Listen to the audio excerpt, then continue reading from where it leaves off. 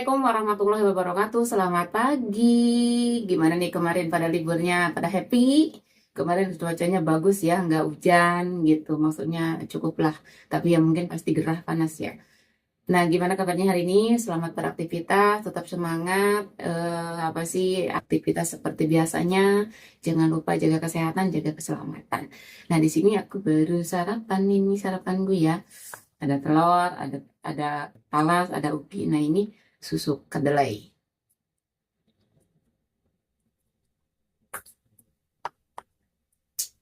Nah, di video kali ini selamat datang di channel seputar info. Ya, ini kasih info lagi nih buat teman-teman dan sekaligus ini jadikan pelajaran buat kita semua ya.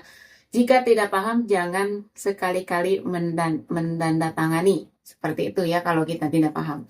Ini ada kasus, ini udah viral banget ya. Kemarin ada temen yang ngasih kabar katanya, Teh, ini yang bahas tolong katanya gitu kan. Ini lagi viral banget, kasihan katanya. Ini ada salah satu TKW berasal dari Indramayu ya, kerja di Singapura selama 9 tahun. Ya, selama 9 tahun ini dia cuma dibayar 12 juta dan gilanya lagi majikannya itu memasukkan dia ke rumah sakit jiwa. Gila kan? Kurang ajar. Nah, ini bisa dijadikan, ini bukan kasus satu dua kali ya sebenarnya. Dari dulu saya belum buat channel juga, belum buat konten, itu banyak banget ya seperti itu. Jadi ini buat pelajaran selagi kita untuk yang kerja di LN atau dikerja di negara kita sendiri, kalau kita dikasih kertas suruh tanda tangan, kita itu tidak paham, misalkan tidak ngerti apa sih itu, apalagi dengan tulisan apa sih bahasa Inggris lah gitu kan, seperti itu kan. Kebanyakan bukan kita merendahkan IQ-nya mbak-mbak yang kerja di luar negeri ya, banyak juga yang nggak paham dengan bahasa Inggris seperti itu ya. Nah, banyak yang nggak paham dengan bahasa Inggris. Dan kalau kita dikasih tanda tangan, maksudnya suruh nanda tangani suatu kertas dengan tulisan berbahasa Inggris dan kita tidak paham, nggak usah ditanda tangani. Nggak usah ditanda tangani. Dan kalau majikannya baik, niat baik sama kita itu akan dijelaskan.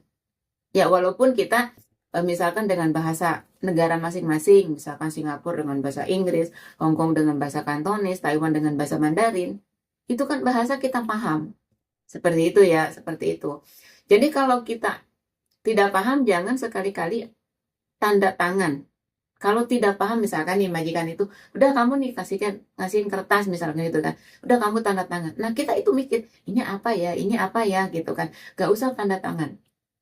Ya, karena apa? Karena yang rugi kita sendiri. Dan dari cerita si Mbak ini, yang orang Indramayu ini, kita kasih inisial aja A ya. Si A ini kerja selama 9 tahun, dia cuma dikasih kertas suruh tanda tangan kontrak, uangnya itu tidak ada atau dia tidak nerima uang sama sekali. Dan yang gilanya yang tadi saya bilang, dia sampai dimasukkan ke rumah sakit jiwa. Ya kita kerja di Singapura, misalkan ya kalau non gaji 6 atau 7 juta, misalkan ini ya gaji 6 atau 7 juta, tapi nggak tahu sih saya gaji Singapura.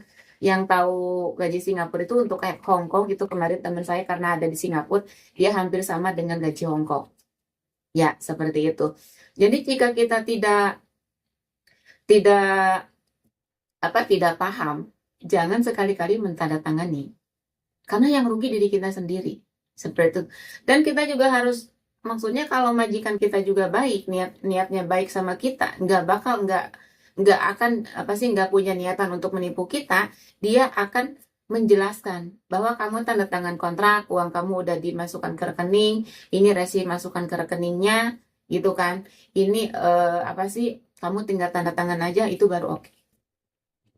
Gitu. Tapi kalau majikannya niat kita menipu, ya contoh sama kayak si Mbak kemarin yang orang Indramayu itu kerja 9 tahun cuma digaji 12 juta. Itu satu bulannya berapa? Itu loh. 1.100.000. Mana ada sekarang di Indonesia aja gajinya udah pada gede-gede, nggak 1.100.000, udah lebih, udah ada yang 2 juta, ada yang 3 juta. Kan seperti itu. Ya. Jadi buat teman-teman ini jadikan pelajaran buat kita. Semoga ini bermanfaat, video ini ya karena kita juga sesama TKW kita harus saling mengingatkan. Kebetulan saya membuat channel ini, semoga mbak-mbaknya menonton dan jangan lupa di komen dan subscribe ya. Jangan lupa share jika bermanfaat video ini. Jangan sampai seperti Mbak A ini ya, orang Indramayu ini. Kasihan kan. Dia sekarang udah ada di Indonesia, udah dipulangkan seperti itu. Jadi mungkin cukup sekian. Semoga bermanfaat videonya. Jika bermanfaat silahkan share ke teman-teman kalian. Wassalamualaikum warahmatullahi wabarakatuh. Salam semangat untuk semua mbak yang ada di luar negeri.